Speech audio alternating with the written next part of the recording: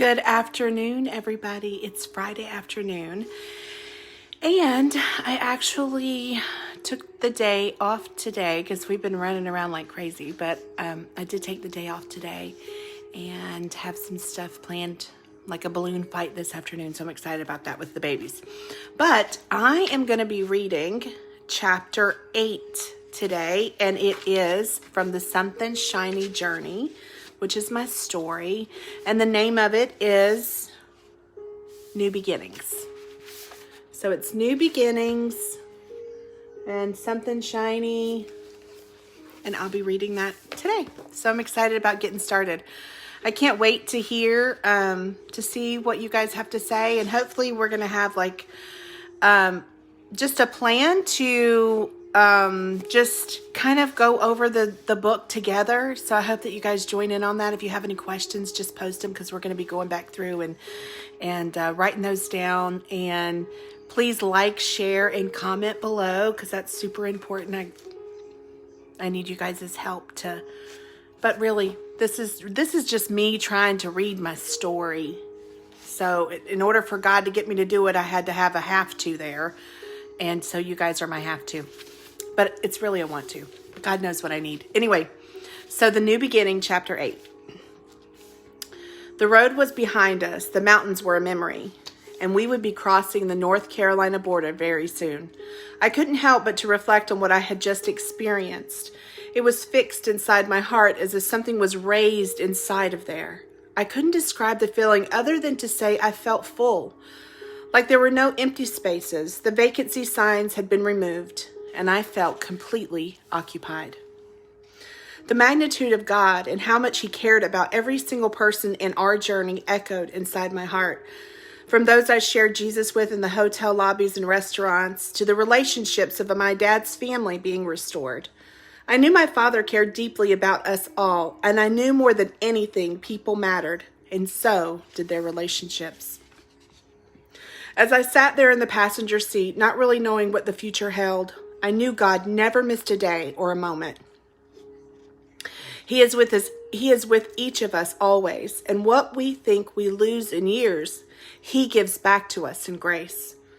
A grace that has no measure and multiplies the moments that matter the most. We arrived in North Carolina, pulling up into my ex-husband's driveway. My number one priority was to see my son, TJ.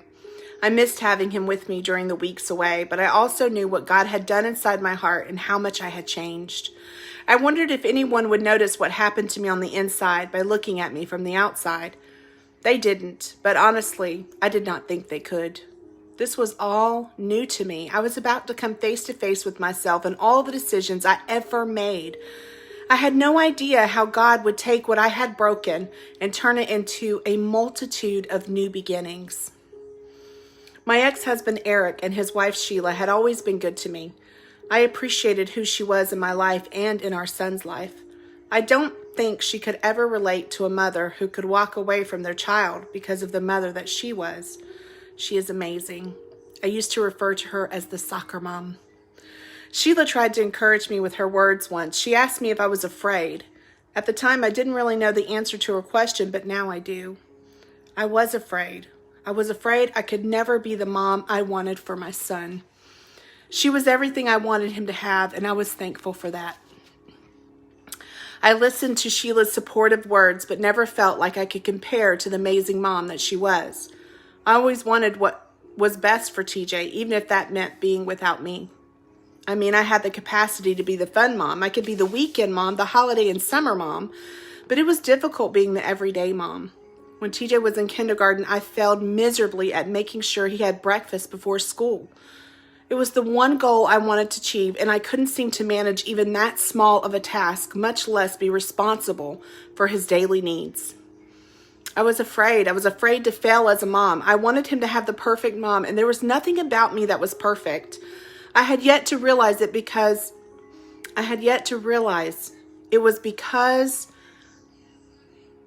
it was caused by the lack of mothering in my childhood and a deep desire to protect him from my brokenness.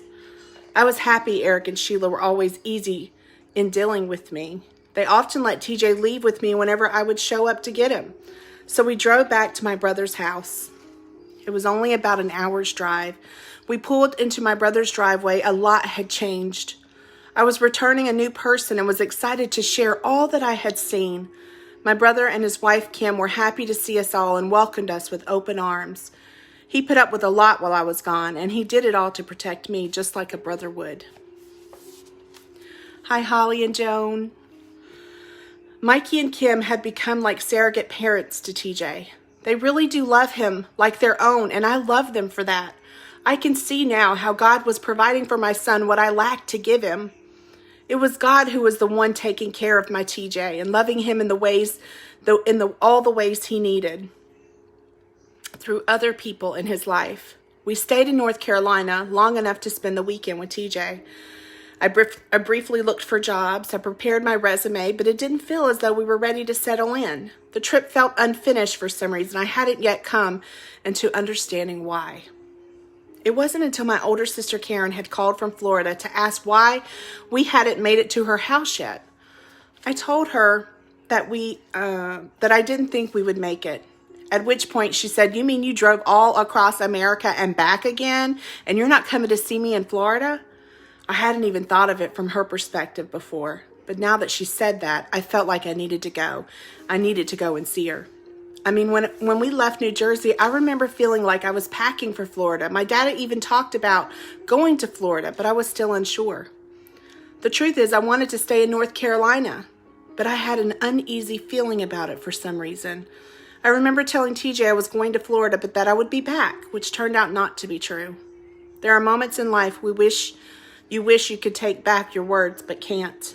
At the time, I had no idea I would make the decision to stay in Florida, and this decision would reinforce the negative feelings of not being heard in my son TJ's heart.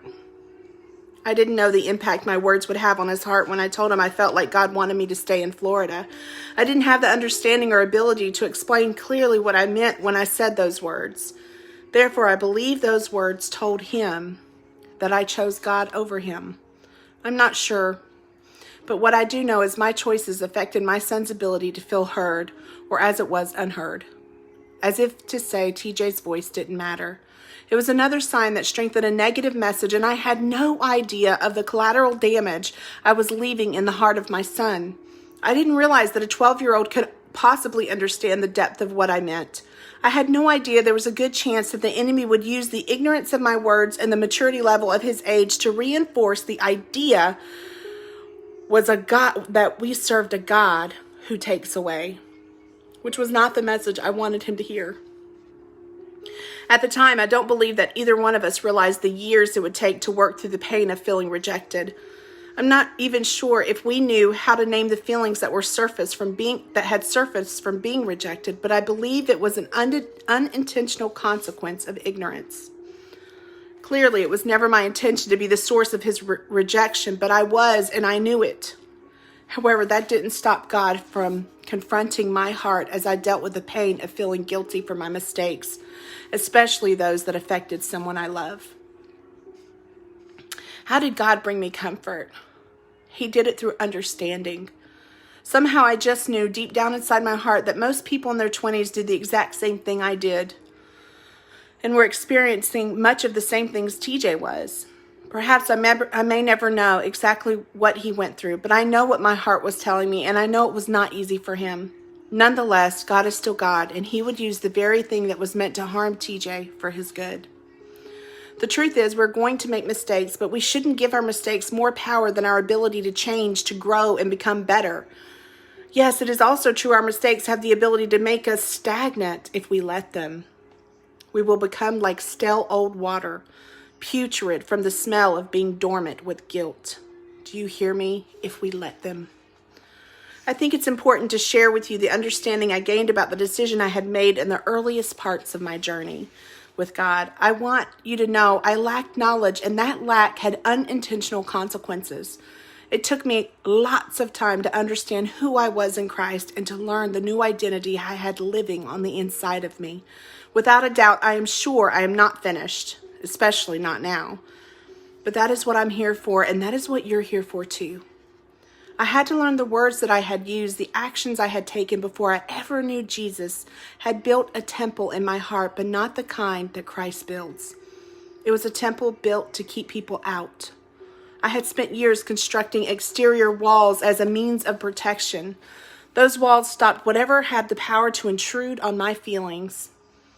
Those walls, I thought I was always in control of what I allowed through the doors of my heart. Oftentimes, in order to stop the intruding forces of unwanted emotions, I dabbled a bit in therapeutic delusionalism, finding ways to manipulate my own mind into believing a life built on fallacy. I claimed liberty, that I was free, but I recognized the chains from a past that I longed to forget. I understood what happened. I had walked many miles in those same shoes and wanted so desperately to keep myself from traveling the same old roads. I was bound to a temple that was supposed to keep me safe and secure, but instead it had become a prison in my mind, convincing me all the while that I was free. I could see the parallel. My son's decision-making looked a lot like my own. The very thing I wanted to protect him from were the very things that crouched at his door. Although our childhoods were not similar, somehow the enemy managed to send him the very same message he had sent me for 29 years. The goal of the enemy was to accomplish three things, both in my life and my son's life, and anyone else's life for that matter, which is to steal, kill, and destroy. I wonder if all the temples that we build to protect ourselves are similar in design. Do we worship at the throne of idols without even realizing it? Does your temple look like mine? And if it does that even matter? I may not know the answer to those questions, but I can tell you the construction of the temple inside my heart was hard, harsh, and always turned inward. It had been designed to imprison. Its architecture founded on shame and confusion. Its very nature was a command of disgrace inflicted on me by the pain of never feeling good enough. The charge of my own crime always before me like gullied ravines carved out by the torrential rains of abuse. The wounds of my persecution was inscribed on the temple walls of my heart by the hands of those who hurt me. It was a pain that sought only to destroy me and force me to long for what has already been stolen. Hi, Holly. I refer to it as a temple because this is where I worshiped. As crazy as that sounds, it's true, not because I wanted to worship the framework of every bad thing that had ever happened to me and every bad thing that I had ever done. I worshiped it because I had spent years making it greater than God. I had spent all of my time making my issues bigger than the one who knitted me in my mother's womb. I think what bothered me the most was I felt as though I could see it all happening to the one I tried so desperately to protect, my son. The pain of watching his struggles and allowing him to go through them the way he needed to, allowing him to go through them the way he needed to, all the while trusting God to work it all out for good, was definitely a process. The truth is, I wanted God to supernaturally pass the process and do it in my timing. I was looking for a microwave answer to a slow cooker problem. After everything we had been through, how could I share with him the hope that I had found? It wouldn't come with words because over the years my word had been raked over the coals, burnt up with the ash. It could only come in the form of time. I had no idea that it would be 2 years before his heart was soft enough to agree to come see me in Florida. And then this process could finally begin. Fortunately, I had been fortified by truth by then. The truth I had found in his word, and I studied it daily because I needed it. I needed it because the temple I had built in my heart had taken 29 years to build, and God knew the truth was the only thing that could help me. The truth is the foundation of real freedom, free from the lies that I would tell others, but mostly the lies that I would tell myself. The truth has the one premise that could never let me down. It always had to deliver because it brought what was hiding in the darkness into the light. The truth is the very nature of my Heavenly Father who cares so deeply for me that he would be mindful of my needs, of my family, and handle me with such care. He never revealed to me more than I could handle. It was always just enough that my faith would get me through it. This Father of mine, so delicate with the revelations he gave me, he shared with me, was the same one who marked the dimensions of the universe with the words, "Let there be light." The one who laid the earth's foundation, who halted the seas that bowed to the shoreline. It was him who burst light forth from the morning star and provided a way where there was no way. It was him who brought the rivers that filled the dry places in my heart. It is him who gave his son as the ultimate sacrifice for all sin. As far as the east is from the west, the past is from the future. Sin has been removed forever. Its power stripped from the foundations of the earth, exposing the truth of the one who came to save me. He was the only one who loved me enough to die for the hope that I might come to know him. There's no other love like this love. There's only one love that had the ability to open the door to the throne room in heaven.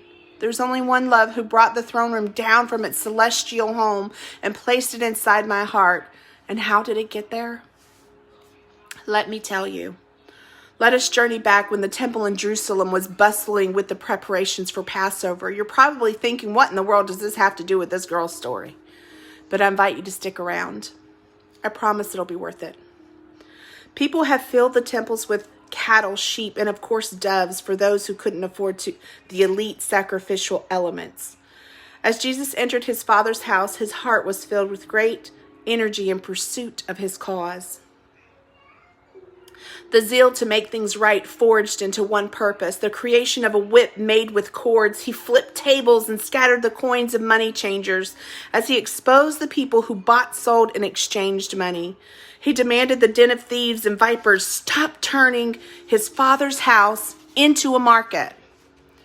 The only thing the people could do was respond with, "What sign can you show us to prove your authority to do such atrocious acts?"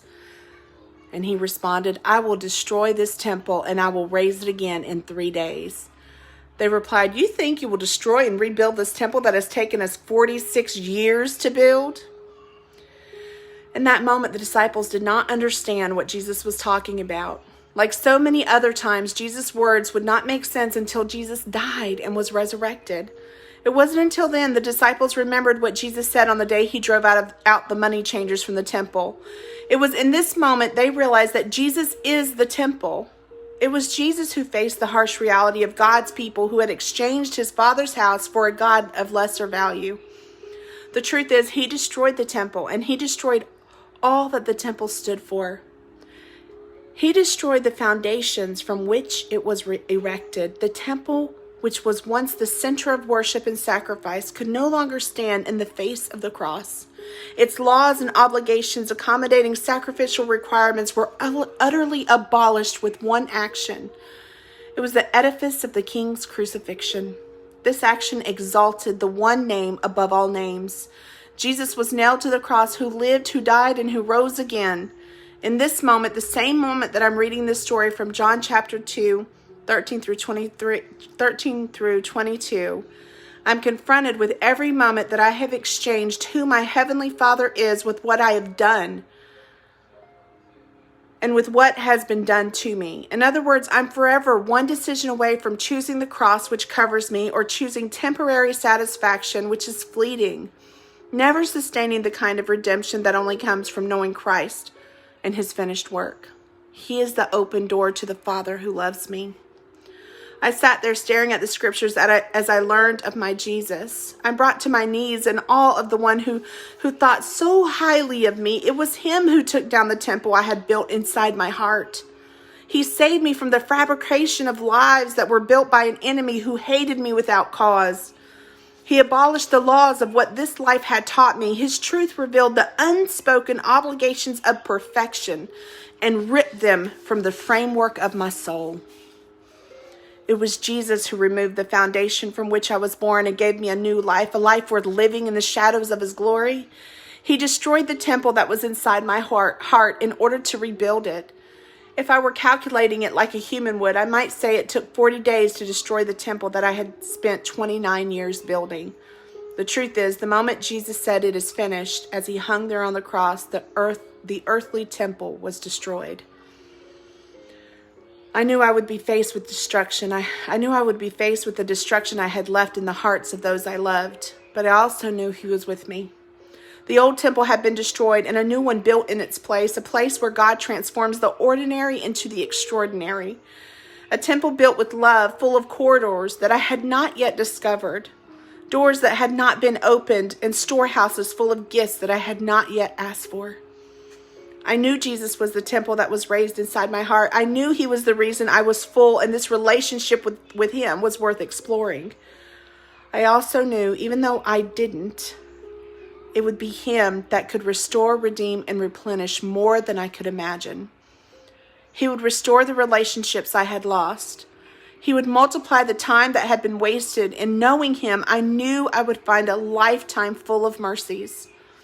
Like the sun rises every morning, I had a chance to live daily and bask in the grace of new beginnings. Well, hello, beautiful people. We all have an opportunity every day. His mercies are new every morning. And we all have an opportunity to live every day, every moment of every day, as if it is a new beginning. Allowing whatever mistakes you make, even if it's just a few seconds behind you, just let them go and move forward. Apologize if you need to apologize quickly. And if you don't, if somebody's wrong with you, forgive them quickly. And have your new beginning ever present in your mind all day long. God bless you guys. Thank you for joining me. I hope you end up finishing this video. It's just, thank you so much for listening to chapter 8 of the Something Shiny journey. New beginnings. God bless you guys. I will see you. I will be back on later on to read chapter 9 because today is Friday and I'm on chapter 9 now. So I will be back later on, probably either this afternoon or early evening. God bless you guys. Take care. Have an amazing day. Don't forget to like, comment, and share. Mwah. Bye.